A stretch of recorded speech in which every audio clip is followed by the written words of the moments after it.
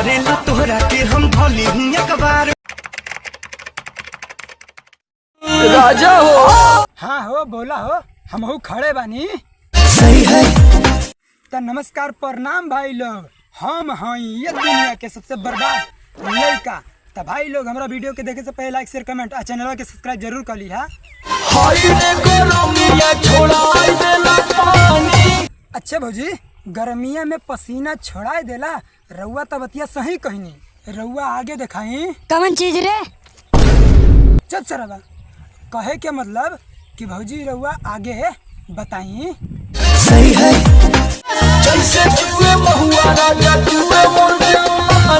अरे कौन है ये चिड़ी मार के औलाद? अरे जैसे चूहे महुआ राजा वैसे तोर जवानी। तो ये भौजी ये करा के कोनो डॉक्टर के दिखा दी, काहे कि बहुत हवे बहुत बड़ परेशानी।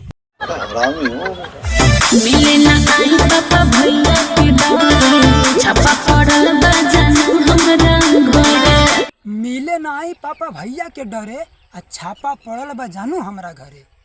अरे भौजी मिले ना आइले हो तो काहे जा झाट उखारे आइले हो? ना रे कल्लू भैया के रंगदारी देखे आइल बड़ी। त लगाओ तई हमहू देखी।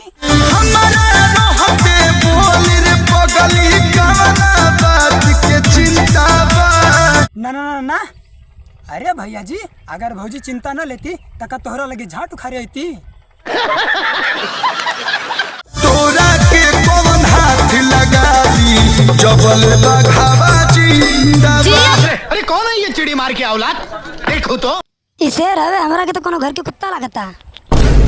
अरे सरवा सुधर जो, वरना मार के गाड़ के गुद्दा उड़ा दे। इनकरो खरती एक शायरी बा, सुनावता। हाँ ये अक्सर कमेंट बॉक्स में गाली वही देवेला। अरे जो उखाड़ न पावे झाट के करे जा तो देख आज सरवा डीपी लगावा तरंग डाल के। सुधर जो वरना मार फाड़ दे। तोरा के कौन हाथ लगा दी जबल बघावा जिंदाबाद।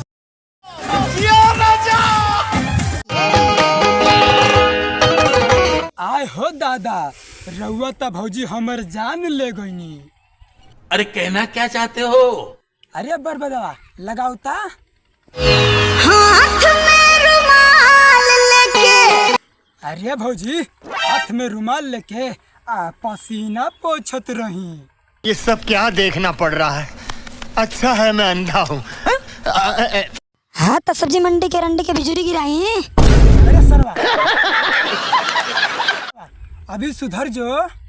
अरे भैया जी रउआ बताई। उनके इलई का हुए। हाँ तो आज इनको की चाप के मुँह दे। अरे भौजी ऐसे कहेलू जैसे पानी के बतासा हवे। अरे भौजी भरल महफिल में तोहर फूट गईल अंडा। तब तय लागत दिखा दे इनकरा के अपन डंडा। सुधर जो, वरना मार दे हैं तो नशा फाट जाई। सही है। तो बस भाई लोग ये वीडियो यहीं ले रहे। उम्मीद करते हैं कि वीडियो अच्छा लागल हो। अगर अच्छा लागल हो तो प्लीज़ एक लाइक करा, चैनल के सब्सक्राइब करा और वीडियो के शेयर करा।